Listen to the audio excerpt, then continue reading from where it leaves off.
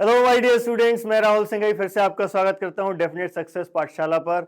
और आज इस वीडियो में हम पढ़ने वाले हैं multiple choice question for the chapter 4 of economics, that is globalisation and the Indian economy. ठीक है, बहुत छोटा सा पार्ट आना है, जैसे कि हमने पहले भी डिस्कस किया है।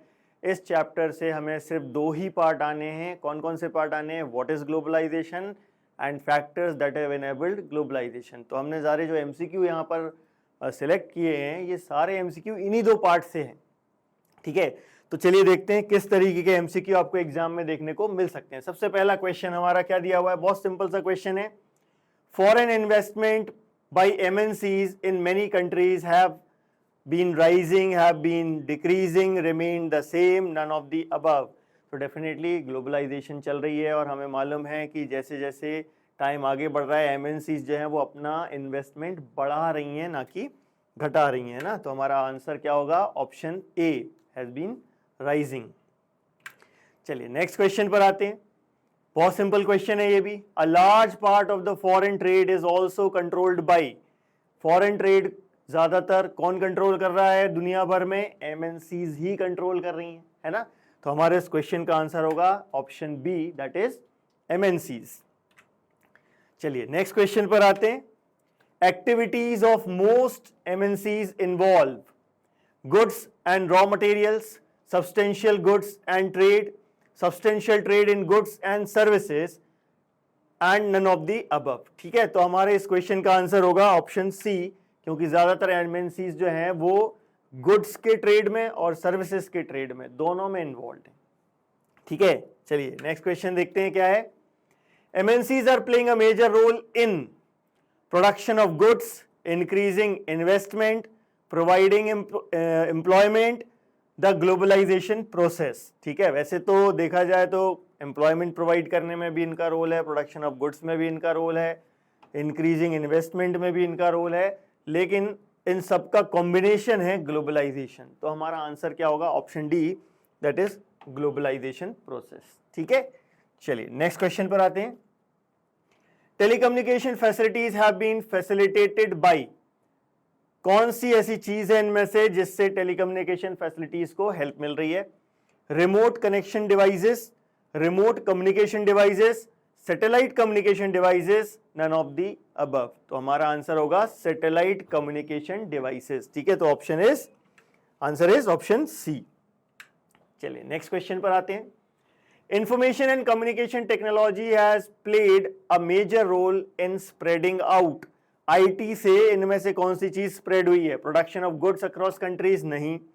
Production of raw material across countries? नहीं। Production of services across countries? Definitely ये हमारा आंसर होगा सी, क्योंकि IT का ज्यादातर रोल सर्विस सेक्टर में है। ठीक है, नेक्स्ट क्वेश्चन पर आते हैं हम अपने। Tax on imports is an example of. Simple definition दी हुई है आपको, काहे की है ये डेफिनेशन? ट्रेड बैरियर्स की। तो यहां पर हमारा आंसर क्या होगा? Option D, trade barriers. ठीक है, नेक्स्ट क्वेश्चन पर आते हैं। The Indian government after independence had put barriers to. किस पर बैरियर लगाया था भाई? एमएनसीज पर, इंपोर्ट्स एंड एक्सपोर्ट्स पर, foreign trade and foreign investment पर। ठीक है, तो हमारा आंसर होगा option C, foreign trade and foreign investment. Next question पर आते हैं। Removing barriers or restrictions set by the government is known as।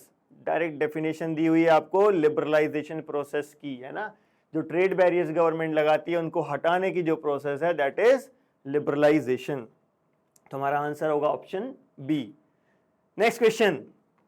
A company that owns or controls production in more than one nation is called an MNC. क्या होती है ये?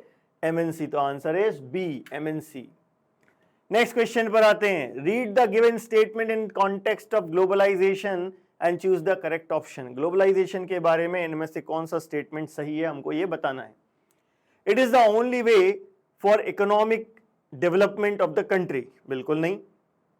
इंटरलिंक्स only production based activities in dispersed location in the world. बिल्कुल भी नहीं। It has always be given only positive result in all the countries. नहीं, negative result भी होते हैं। Leaders leads to spread of technology, culture and diseases from one region to another. बिल्कुल सही है ना, ये हिस्ट्री से भी जुड़ा हुआ है ये क्वेश्चन, ठीक है। तो हमारा आंसर होगा ऑप्शन डी। नेक्स्ट क्वेश्चन पर आते हैं। एक टेबल दी हुई है, आपको मैच करना है सही सही। MNCs buy at cheap rates from small producers. क्या परचेज करती हैं? ऑटोमोबाइल नहीं, garments, footwear and sport item. बिल्कुल ठीक है, पहले क्वेश्चन का आंसर होगा बी, यानी कि हमारा एक ऑप्शन ऐसा सर्च करना है जहां बी से स्टार्ट हो रहा है। तो एक ऑप्शन ये है और एक ऑप्शन ये है, ठीक है। अगर आगे देखते हैं, दो ऑप्शन हमको मिल गए। Quotas and taxes on imports are used to regulate trade. ये एग्जांपल है ट्रेड बैरियर्स का, यानी बी के बाद क्या आना चाहिए? डी। तो हमें यहीं से हमारा आंसर मिल गया, है ना। Indian companies who have invested abroad, ये टाटा मोटर्स, इन्फोसिस, रेनबैक्सी, ये सारी ऐसी कंपनीज हैं जिन्होंने फॉरेन कंपनीज में इन्वेस्ट किया है। And several MNCs have invested in setting up factories in India for production. तो ऑटोमोबाइल्स के लिए इन्होंने फैक्ट्री सेटअप की हैं, है ना। तो हमारा आंसर होगा ऑप्शन सी, ठीक। चलिए नेक्स्ट क्वेश्चन पर आते हैं। Arrange the following in correct sequence. A news magazine published for London readers is to be designed and printed in Delhi. The design is done on a computer. After printing the magazines are sent by the air to London. The payment of money for designing and printing from a bank in London to a bank in Delhi is done instantly through the internet. ये तो सबसे आखिरी में आएगा। The text of the magazine is sent through internet to the Delhi office, है ना।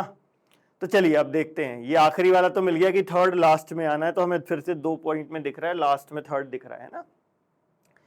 First point क्या आएगा? A news magazine published for London readers is to be designed and printed in Delhi. ये हमारा फर्स्ट पॉइंट होगा। The text of the magazine is sent through internet, यानी कि हमारा आंसर होगा first, then fourth, then second and then third, ठीक है ना। तो हमारे को ये आंसर दिख रहा है यहां पर, फर्स्ट, फोर्थ, सेकेंड, थर्ड, यानी हमारा आंसर होगा बी, ठीक है। चलिए नेक्स्ट क्वेश्चन। सेम एग्जांपल फिर से दिया हुआ है और ये पूछ लिया गया है कि ये किस चीज का एग्जांपल है। IT, using IT in globalisation, London readers, publishing magazine, telecommunication facilities.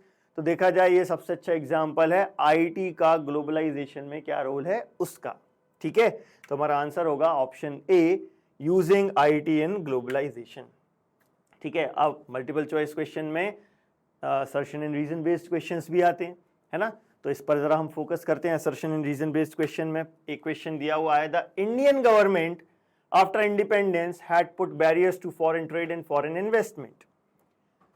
Reason: the government consider it necessary to protect the producers within the country from foreign competition. बिल्कुल करेक्ट रीजन लग रहा है हमको ये असर्शन का, यानी हमारा आंसर क्या होना चाहिए? ऑप्शन ए, ठीक है। तो ये कुछ क्वेश्चंस हैं जिस तरीके के क्वेश्चन आपको एग्जाम में देखने मिल सकते हैं इस चैप्टर से। इसी के साथ हमारा इकोनॉमिक्स वाला पार्ट आज कंप्लीट होता है, ठीक है। अब इसके बाद हम सिविक्स वाले पार्ट पर आएंगे। तो अगले जो वीडियोस आपको मिलने वाले हैं वो सिविक्स के मिलने वाले हैं, ठीक है।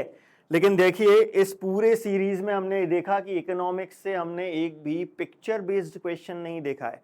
मतलब मोस्ट प्रोबेबली चांसेस ये हैं कि इकोनॉमिक्स से पिक्चर बेस्ड क्वेश्चन आने के चांसेस बहुत ही कम है।